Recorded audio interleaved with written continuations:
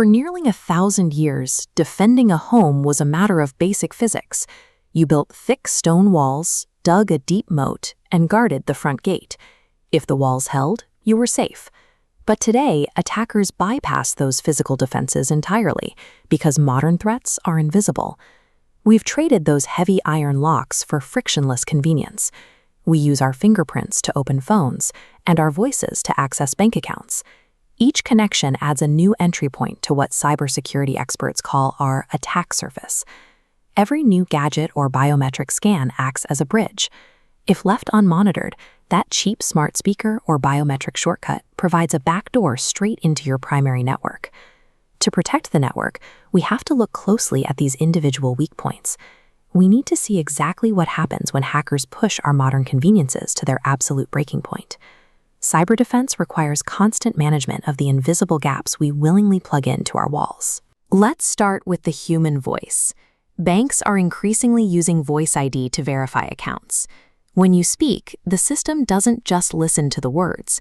It analyzes over 100 different vocal characteristics, measuring physical traits like the size of your vocal cords, alongside behavioral quirks like your rhythm and pitch. It sounds foolproof, but human biology has its own vulnerabilities. Siblings, especially twins, share deep physiological traits.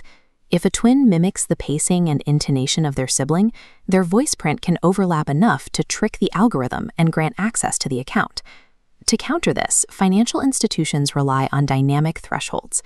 If an imitator fails to match the precise baseline signature on the first few tries, the system automatically shuts down. It logs the multiple failures, registers the threat, and places a hard lock on the account.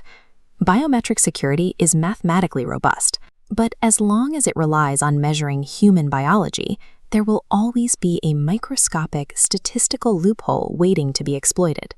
Hackers no longer need a biological twin to pull this off. Machine learning models can now perfectly synthesize a target's exact pitch, intonation, and breath patterns from a remarkably small audio sample. Developers proved this by generating completely synthesized audio clips of high-profile public figures, matching their vocal tics to bypass standard security checks.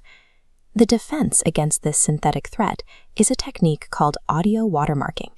Security researchers are developing ways to embed tiny, entirely inaudible digital signatures directly into AI-generated audio.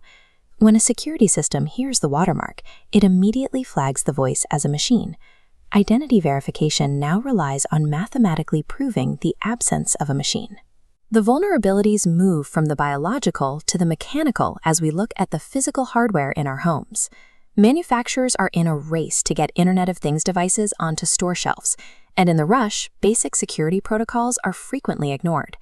Take a standard Wi-Fi doorbell. It sends a live video feed to your phone, which is highly convenient. But on certain models, a hacker can simply unhook the device from the wall mount, press a button on the back, and instantly expose your home's entire Wi-Fi network key. The physical environment itself becomes a weapon. Early smart locks connected to voice assistants could be commanded to open by a burglar simply shouting through a nearby window.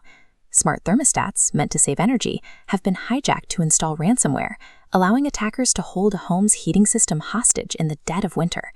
The most absurd example is the smart kettle. Designed so you can boil water from bed, early versions lacked proper encryption entirely. A hacker sitting outside your house with a simple directional antenna could intercept the signal and steal your network passwords straight from your kitchen appliance. A network's overall security is strictly defined by its dumbest connected device. You might have an impenetrable firewall on your computer, but it offers no protection if the kettle leaks your network credentials to anyone walking by. The reality of modern cybercrime is highly pragmatic. Attackers rarely waste their time trying to break complex military-grade encryption. Instead, they look for the path of least resistance, the windows we leave open by accident. Closing those windows requires strict software hygiene. You need to relentlessly update your operating systems to patch newly discovered bugs, and never jailbreak your devices. Doing so instantly bypasses the baked-in factory security that keeps external threats isolated. Next is data hygiene. Encrypt your local device storage from the moment you set it up. Even if you think you have nothing of value, cybercriminals can easily monetize a stolen contact list. If you have highly sensitive documents, keep them off easily accessible cloud servers entirely. Finally, you must isolate the hardware vulnerabilities in your smart home. That means setting strong, unique passwords specifically for the companion apps you use to control your appliances, preventing a compromised kettle from bleeding over into your bank accounts. Convenience is the enemy of security. To survive the digital landscape, we have to stop treating these connected gadgets like harmless toys and start defending them for what they truly are, the doors into our lives.